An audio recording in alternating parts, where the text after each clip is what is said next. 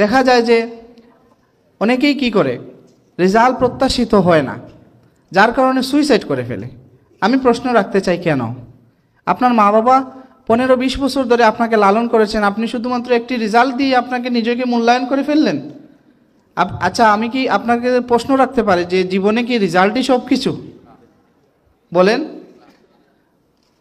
যদি মনে করেন রেজাল্টই সব কিছু, আপনি এখানেও ভুলের রাজ্যে আছেন।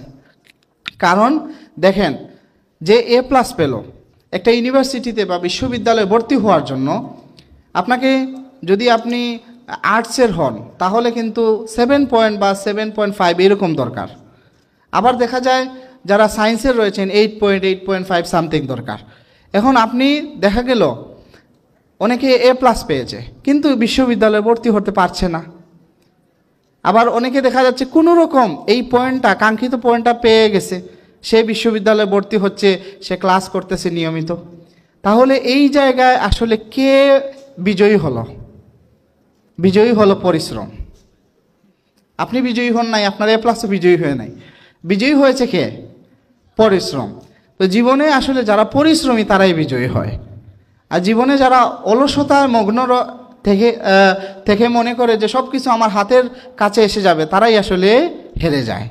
সুতরাং আমরা চাই আমরা সবসময় বিজয়ীদের তার সাথে থাকতে। আবার দেখা যায় যে এই পথ চলায় আপনি যদি বিজয়ী হতে না পারেন, আপনার হতাশার কোনো সুযোগ নাই। আপনাকে হতাশ হলে চলবে না, কারণ হতাশা আসে শয়তানের পক্ষ থেকে আর আশা জাগে আল্লাহর পক্ষ থেকে।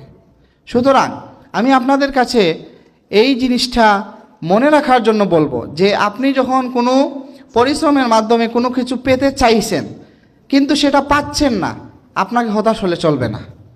আপনাকে ধৈর্য ধারণ করে এই পরিশ্রমটুকু চালিয়ে যেতে হবে।